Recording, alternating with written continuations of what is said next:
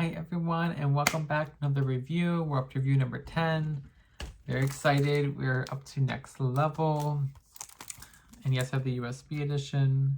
She's gorgeous. Yeah, let's get right into it. Starting off with track number 1, Bridge to the Sky. This is a way to start an album. Let me just say that. Like, this is so good. This is, what we kind of expect. Like, instrumental, but with a little bit of lyrics to it. But it's so gorgeous, stunning. I literally wrote down gorgeous synths, beautiful synths. It's just so, like, magical. Like, honestly, like, it sets the mood perfectly. It blends perfectly into the next song. And yeah, lyrically, she's just saying, like, smiling gently and then suddenly crying, which, relatable queen. And yeah, honestly, for an intro track, I'm giving this Empress tier. Like, this is the first time I've done that for, like, an interlude type of song, but I don't care. It deserves it. So that brings us to the first full song, the title track, Next Level, and completely carries in those, like, ethereal, magical vibes. It also has, like a bittersweet, melancholy vibe, like, undertone to it, which, I don't know, it's just, like, I don't know, like, I just listen to the song, like, it makes me smile, but also want to cry at the same time, which is, like, literally the lyrics to the intro, so it's just, like, she really did that, like, it just, yeah, both those songs, like, Bridge to the Sky and Next Level together are just, like, peak, like, pop music, honestly, like, it's so good. Lyrically, Next Level, she's kind of saying, kind of what you expect, that she's moving on in her life. She says, even my scars now are beloved, so kind of not regretting the past, not even looking back at the past, just moving forward, and yeah, just, yeah, first two songs, both Empress here, incredible way to start the album. And then we go into another instrumental track. This one's called Disco-munication, which, slay title, I love that. And I love this instrumental, this little interlude. It kind of, I feel like the first two songs really stand on their own, and then this gets us ready for the full album. So I don't mind another instrumental so close after the first one. And for this one, it's literally just like Ayu making noises over like a dance beat, but I love it. And yeah, it's a perfect segue into track number 4, which is EnergizE. And this one's super fun, super upbeat, really like electro pop, and kind of sets the tone for the rest of the album perfectly, I think. And like lyrically, it's kind of like a pep talk in the song, and like I think it's perfect that when she does this live, she's usually like in a cheerleader outfit. That's exactly like the vibes you get from the song. And she literally says like, the sun will shine tomorrow, even if you had a bad day today. So yeah, very much just like that like pep talk type energy. So yeah, love that, love EnergizE. And the next song we have is track number 5, Sparkle. Sparkle speaks for itself, like, come on now. In 2022, the song was released, what, 13 years ago, and still the moment. Still one of her best songs ever. It's that electro pop bop masterpiece. Lyrically, she's just kind of saying like, free yourself of like your reservation. She literally says like, be more daring, just be shameless. It's just that type of like song, like, yeah, just like, I mean, she's literally in like full body latex in the video, like, that's the vibe. So Sparkle, I'm not gonna spend time on it because everyone knows, incredible. Alright, next is Rollin. I really love this song too. I think it goes perfectly along with the other songs in this section of the album. Another like electro dance pop bop. Lyrically in the song, I really like this line that she repeats a lot. She says, the world is spinning at the speed of rebirth, which is like really telling like the overall theme of the album. Because, I mean, well, I'll talk about this more at the end of my review, but I love that line and I love that song. Alright, so next we have Green. I made that face not because I don't like Green, I do love Green, but it doesn't really fit with the other songs that we just heard. Like, it's kind of total shift. Green is like a classical Japanese inspired mid-tempo ballad, which doesn't fit with the electro dance song we just heard. But regardless of that, Love is a great song on its own. I do really enjoy it. It's really unique. She doesn't really go in that traditional type of Japanese instrumental vibe very often, so I always have to hear it when she does. I really like the lyrics of this one too. I love how she opens it with saying, a tree has shed their colors today, or something along that lines, and then she ends the song saying like, but the tree will bloom again, and then I will smile. Like, she says it better than I do, but like that's essentially like what she's saying. Like, So I love that. Like, once again, like the theme of rebirth, which you've heard already. So yeah, green is great. I love it.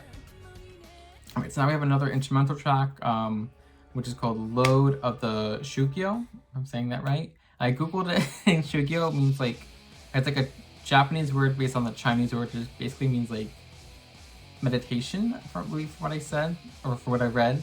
So I get that. It kind of makes sense with this song. So kind of the song kind of continues off of green with kind of more like almost like Asian Middle Eastern like inspired sounds, and then it totally transitions into like electric guitar, like a total shift in the middle of the song, which is a great segue into track number 9, which is Identity, which is incredible. So now we went from like electro pop, like electro dance songs, into now we're getting to the section with more rock songs, and I love Identity. The chorus is like so good. I think it's one of her best like choruses ever. It sticks in my head all the time. And let me read real quick what I wrote for the lyrics. Oh yeah, so this is another thing we've seen a lot from Ayumi in her previous albums, basically she's saying it's not important how you perceive me, I only care about how I perceive myself. I care about my integrity of being true to myself, which is, you know, a great character trait to have, I think, and I love that she does echo that like throughout her career. Like that is a thing that'll come up time and time again, so that's always fun. And the song itself is just a bop. Like Empress, I love Identity.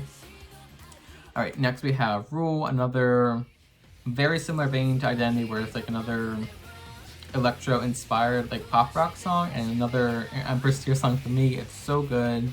There's another single from the album, so you probably know it if you're not too familiar with IU, but I'm sure you know Rule. Kind of what you expect from the title. It's just kind of saying like, let's break the rules. Let's, you know, people wrote those for, like, the rules are written for like other people. I don't care about the rules. I'm gonna do what I want to do. So IU's a queen, and she can break any rule she wants. So yeah, Empress Rule, incredible. Alright, it's the last song for this section. We have Love and Hate. I really love the song too. I do think it's a little bit weaker compared to Identity and Rule, but I feel like a lot of songs are weak in Identity and Rule, so not too bad for Love and Hate. So it's another pop rock song. I think this one brings in a little bit more like violins and strings, which is interesting. And lyrically, she says here, it would have been easier to hate you. So I think she's reflecting on, I mean, the song's called Love and Hate, so I think she's reflecting on like a past relationship that is now over, and she kind of wishes that she could just hate the person and move on, but at the end of the day she still loves them. So this is like the only song lyrically that kind of reflects a lot on a past relationship, whereas the rest of the album's kind of looking towards the future. So lyrically I'm a little not the biggest fan of this song, but musically it's still really fun, so I do love this song overall. Alright, so now we're finished the rock section. We have an instrumental called Pieces of 7. This one kind of starts with a weird, like, I don't know, this like mysterious like synthy atmospheric vibes, and then it goes into like rock music. I feel like rather than the song being a transition to the next section, I feel like that's like the grand finale. It's like, okay, we're finished with all the electric, pop and rock songs. Now we're going to the last section, and we start off in the section with Days, which I absolutely adore. It's a very just like simple but beautiful like winter ballad. It's got a, what you kind of expect. It's got like guitar and some sleigh bells and just like some synths, like very much your standard IU winter ballad, but I love to hear it. And for this song, the music video actually really mirrors the lyrics, which I enjoy. She's kind of saying she loves this person, but she knows that they love somebody else, and even though that is painful, she's also comforted by the idea that she knows that she can love someone that much. So it's kind of like another bittersweet song, but she is at the end of the day like at peace with it. So yeah, Days is just beautiful though. Definitely Empress here, one of my favorite winter songs from her. Alright, and we're already at the last song of the album, Curtain Call. This one's very different from any other song on the album. It's very, I know I mentioned when I reviewed Secret, like Jewel was one of her more stripped back ballads, but this one's really stripped back. It's just IU vocals and a piano. That's it. And then we get a little bit later in the song, we get more of like backup singer like choir, which is nice, but it's really just vocals and piano, and that's it. So I used to not love that song for that reason. I found it kind of boring, but now I actually enjoy how simple it is in a way, and how it does kind of stand out from any of her other songs. Lyrically, she's saying that she's terrible with words, with speaking, but when it comes to music, she can't fail. So like this song is her message to whoever she's singing to. So I love that. And it's also interesting enough, Curtain Call is actually the shortest song on the album, which, not including the interludes, but like usually you think the ballads are the longest. So I kind of like how short and sweet it is. So I do like Curtain Call overall. Alright, so that being said, I'm going to talk about my overall thoughts of the album. So the first note I wrote down here, I said it's literally like a breath of fresh air after like the moody, gloomy album that was Guilty. Like, yeah, like the album was just like an angry album, whereas this one's totally upbeat and positive. And yeah, compared to Guilty, I was like so happy to hear this album. And definitely overall the themes are definitely like looking towards the future and rebirth, which fits the title Next Level perfectly. We hear that almost every song in some story about how she's looking towards the future.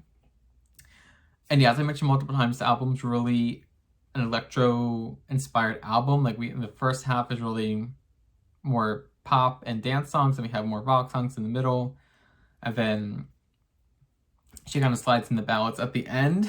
But I do kind of like that structure, except for Green does kind of stand out. Like I love Green, but it's just kind of there in the middle of the album. Like it doesn't really fit with anything else. That's my only one critique with the track list.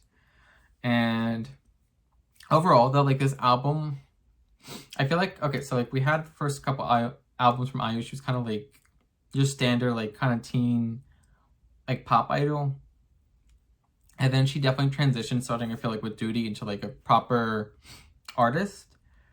And then this album's like her emerging into the full camp gay icon that she is today, that we know and love. And I'm so grateful for this album for that reason, because I feel like if she had continued with like the path she was going down with Guilty, I don't know if I'd be making these videos today, honestly. So I love the album for that reason. And yeah, let me go over my top 5 songs and I'll recap and give my score. So number 1, my favorite song is definitely the title track, Next Level. Incredible. Number 2 is Sparkle. Number 3, I have Rule. 4, I have Identity. And number 5, I have Days. And yeah, with all that being said, I do give Next Level a 9.75 out of 10. I know, it's like just, I still think it's a masterpiece, don't get me wrong, but it's just like a little bit shy of being perfect. Like I said, there's a couple it's really just like Green doesn't fit into it, and that's really my only major critique. And I even feel like Curtain Call is a little weak, even though I have grown to like it. That's still a weaker song for me, but yeah, still overall like incredible. One of the greatest things she's ever done. One of the greatest things in J-pop. Honestly, definitely like a must listen to for anyone, even if you're just any fans of pop music. You need to listen to the album, and that's all I have to say. Thank you for watching. I'll see you next time. Thank you.